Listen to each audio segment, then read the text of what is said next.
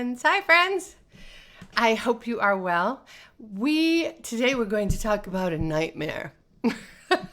Well, not a nightmare for everyone, but a nightmare for voice teachers. In fact, this is up for me for a couple of reasons, but one of them is that not long ago, one of my voice coaching clients, a voice teacher who I'm voice coaching for, there we go, she told me a nightmare story, which is what we are talking about today, nightmare stories.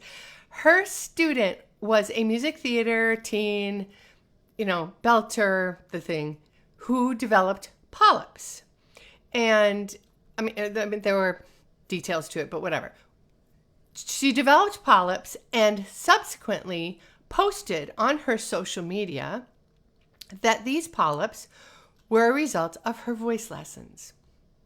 And then, which they were not, BTW, and then she came to her lesson just blithely, like seemingly having no idea of the possible consequences that she had created.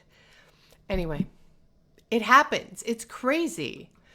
So, right? It's always been a thing that voice teachers fear. And now with social media, oh my God, it's so much more immediate and people just don't think. It's so much closer to home. So once it's happened, you have to clean it up. And there's no standard practice for that, right? How do you go after that, right? So in the interest of an ounce of prevention being worth a pound of cure, this broadcast is going proactive. We're going proactive, people. Now, I know that you are already proactive in that you encourage, ask, beg, whatever, your students to see an otolaryngologist whenever you have the slightest little inkling or suspicion that all may not be well with said student. I know that. And of course, that is the best thing. Beep. Okay. Awareness of other vocal issues and how they most typically come about can help educate your students and help protect you, which is my concern, naturally. And all of that is coming up in just a minute. Just one little minute. But I want to offer you my freebie today, which is an excerpt from my book. So sometimes I give things that I'm talking about. But the subject today is not actually what's in the book. The book is extra and more. So extra and more. If you put healthy in the comments, the bot will, where's my trigger? There we go. If you put healthy in the comments, the bot will just send you the link. And it's, no strings attached, just the link to an excerpt from my book. And so you can look at the other things that I talk about, which are a little more sort of SLP related, more what a speech language pathologist will tell you. That's what's in the book. We are going to talk about other stuff today. But anyway, if you are on my mailing list, you got this already. And if you are not on my mailing list, I would like to encourage you to sign up, because then this magical stuff just shows up in your inbox all by itself. And in fact, this month I am sending back to school coupons for a whole bunch of stuff, a bunch of products from my site. I'm going to just give crazy discounts this month. So if you are not already on my mailing list, get thee over to meredithcolby.com and sign up for my mailing list. I am Meredith Colby. Yes, I am.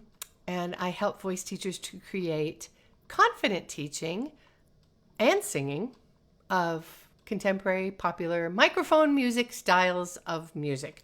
I am the author of Money Notes, which introduces Neurovocal Method, a way to create healthy singing for microphone music that is based on brain science.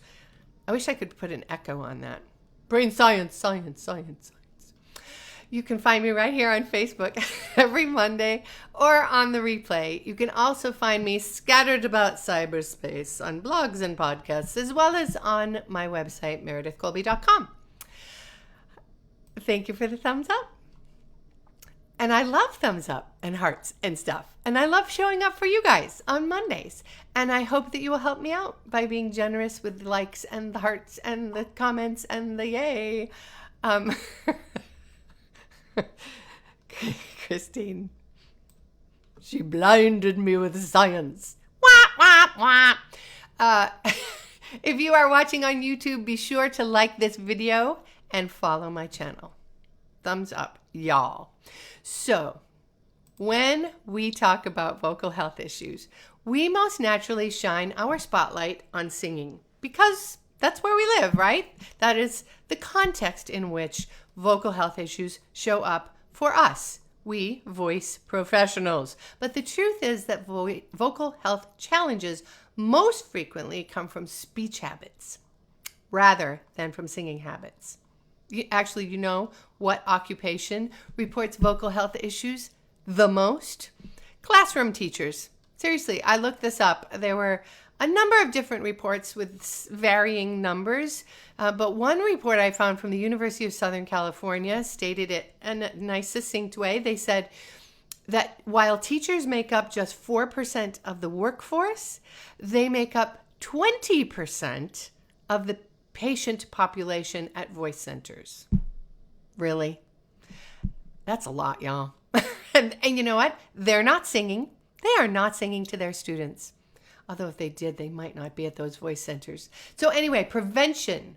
Number one prevention is the first part is to just know that singing, I want you to know, you voice teachers and coaches, to know that singing is far less vocally dangerous than speaking. And the second part is to educate your students about healthy speech habits. You can teach them the best technique in the world. Best, you can be just a genius voice teacher, but if they have taxing speech habits or a really sensitive voice, they can still put their vocal health in jeopardy. So however you want to do it. I don't know if y'all have a newsletter or if you send emails or if you teach it in the studio or whatever. Help your students make vocally healthy choices. And here's some basics. I'm just sharing some basics for you to think about. Number one, speak musically and/or at an optimal pitch. So this is a thing. This is a thing, you guys. Oh, Penny Roman is here. Hi, Penny Roman. Penny Roman says, oh, damn it. Well, I'll just read you what she says. As a voice actor, this really resonates with me. I never thought about that. Thank you. And I happen to know that Penny Roman is also a singer. Speaking musically and/or at an optimal pitch. Okay. In a lot of places, but particularly in North America, or that's what I'm most familiar with, women in particular, people in general, and women in particular, tend to speak unnaturally low.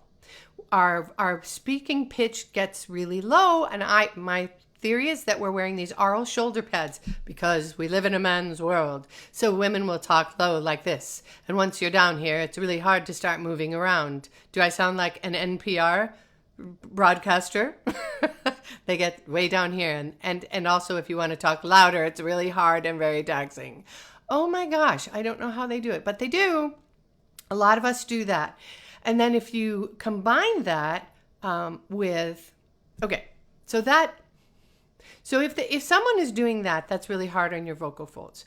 Ideally, they're going to speak more musically. They're going to dig into prosody because that makes them more interesting to listen to, and it is much healthier for your voice. Alternatively, finding an optimal pitch. Luis is here. Hi, Luis. Finding an optimal pitch is the next best thing.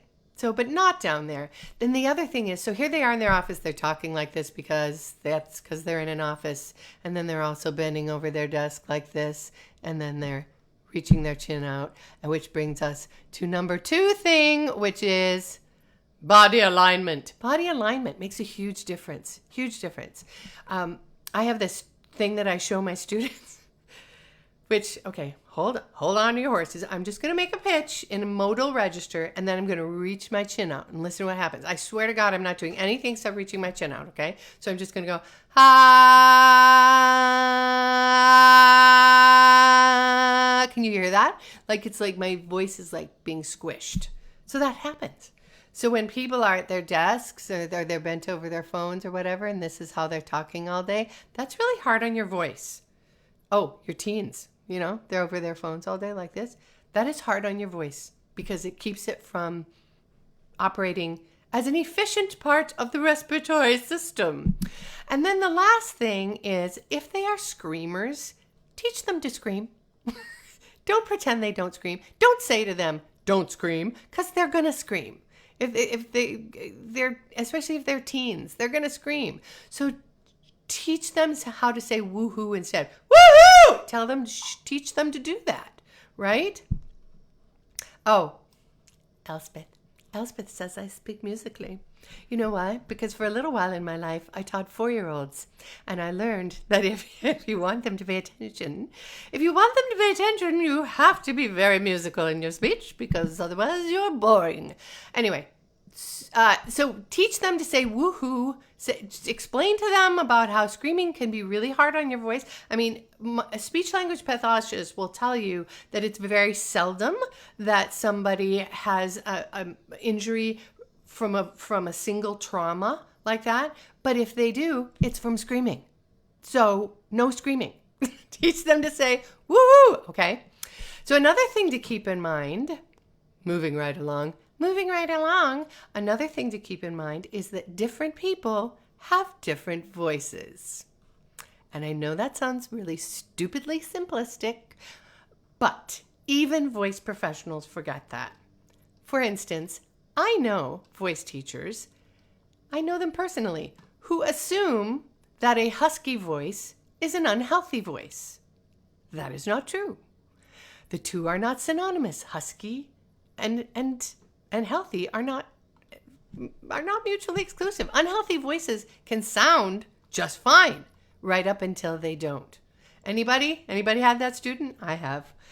So it's like everything's fine, they sound great, and then all of a sudden, no, they don't. So, and husky voices can be perfectly delightful, healthy, husky voices to the end of their days. Also, different voices have different levels of tolerance. So friends, I was more than 20 years into being a voice professional, both teaching and singing, before I knew that some people have more sensitive vocal folds than others. They just do. I didn't know that. Some singers literally need vocal rest every day. Some of them have to really baby themselves just to stay functional as a professional singer. And then some people, I'm married to one of them, can do all the wrong stuff. They can never warm up and never take a voice lesson and eat late at night and all this stuff and still sound great all the time or nearly all the time. They just have more resilient voices. So, and then of course there's everything in between, right? It's a continuum. So keep your antenna up for that, okay? Because honestly, if I didn't know, and I was a 40-something-year-old voice professional, so if I didn't know, I can assure you that your 18-year-old student doesn't know. And if he should be treating his voice with a little more TLC than his cohorts, but he doesn't think he has to because they don't, right? Then that singer could be headed for trouble. And that ain't your fault, y'all. It's up to you to alert and educate your students about how their voice is a different instrument than other people's voices. And they need to listen to their bodies and respect their own needs. And then maybe they'll do that in other areas. Oh, yeah, I love that. Raven says, folds of steel versus folds of porcelain. Yeah. I have a student that I tease her about having cords of steel because she can do amazing things and never seem to suffer. It's incredible. So there are two things that fall. So there are two things that fall squarely in the category of an ounce of prevention being worth a pound of cure. The last thing is a thing that I really hope you will share with your students. I really hope you will give them the knowledge and power to stick up for themselves. Stick up for themselves, because I don't think there is a singer in the world who has not, in the name of being a good sport or a team player or of not being a whiner, who has not put their own vocal health in jeopardy for the sake of a rehearsal or a performance. Anybody? Can I get some thumbs up on that? I did it a lot. Actually, that's where my whole story of being a voice teacher starts, with that and getting the voice damage because of it. I mean, you've probably done it, but also, and I don't know about you, but I never had a voice teacher give me the tools. Oh, lots of thumbs up. Everybody. Yeah, right. So I never had a voice teacher or anybody, any mentor type person or guide in my life give me the tools or the mojo to stick up for myself. Because what does that even look like, right? I mean, do we know why we let these things happen? I believe that as singers, this is my theory. Feel free to pipe up, argue with me, whatever. But I think singers tend to be people, right? We like people and we want them to like us. We need them to like us when we're young. We also are brought up in a school system that, by necessity, I'm not dissing on any teachers, but it does teach us to suppress both our physical and emotional needs, right? At least until class is over. You can go to the bathroom at the break, right? I believe we can help our students unlearn that stuff by calling it out. Like, just put a name on it. Just say, look, dude, this is what you have been taught, and it does not serve you, right? So look at it, name it, and then help them claim their right to their own body and their own health. I should say all of us, right? We need to claim our right. I work with so many band singers, and bands are such boys clubs. Lord have mercy. There is so much pressure to be a team player and to tough it out and to not ask for help and not, don't whine. And that's not, I know, now I realize that's not just the world of bands. I get that. But I think as voice teachers, as guides, whatever, we need to make our students aware of these pressures and the situations, and then help them practice sticking up for themselves. Give them the words. Literally, have a script. Say the words. Let them practice with you, because you know what? It can be hard to say, my voice feels tired. I'm going to be silent for 10 minutes and see how I feel then. Right? That's hard to say. Or to be really proactive and like, hey, band leader guy, I need to be done with this rehearsal by 9:30 because 2 hours is good for me, right? Then maybe they won't dink around so much if they know the singer's going to leave at 9:30. When I say they, I mean the drummer. Let them work. Let them work through the unfamiliarity and discomfort. We got a thumbs up for the drummer. Give the drummer some. Let them work through that unfamiliarity with you, right? Because unfamiliar things are uncomfortable. So help them get a little more familiar and a little less uncomfortable, more comfortable, so that they will have the courage when the time comes to stick up for themselves. Okay, Elspeth just put up a comment. I'm going to read it because I don't trust that it's going to go onto the screen correctly. So Elspeth from Ontario said, so true. I had a drama teacher on my staff who held rehearsals for our musicals for 7 to 8 hours at a time and expected them to sing full out all the time. Thank you. Right?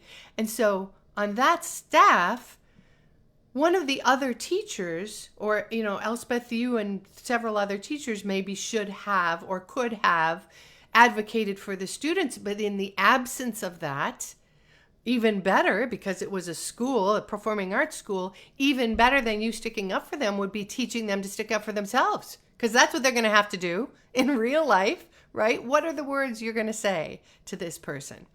So anyway, again, to to get that. Thank you for sharing that. But it's true. It is so true. And Louise says, it begins very early in high school with choral teachers having 7 a.m. rehearsals. Yeah, right? Okay, this is what I'm talking about.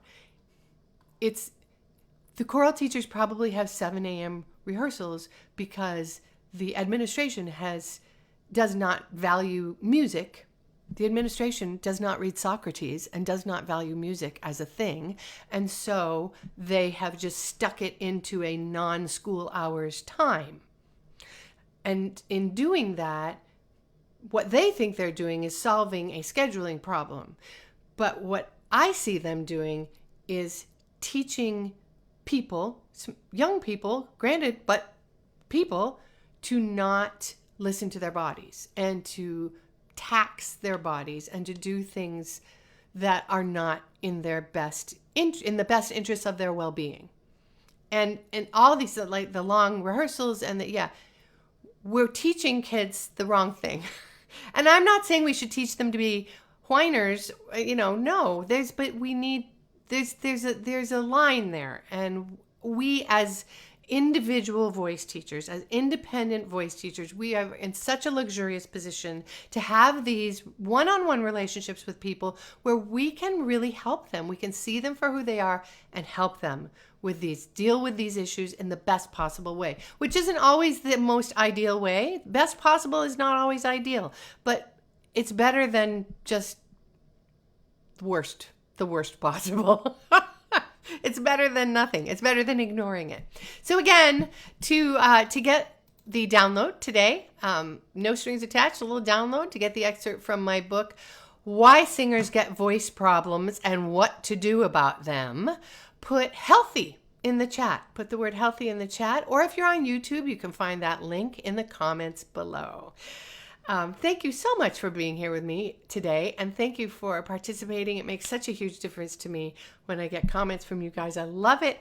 Thank you so much. Have a great week. I will see you when I see you next.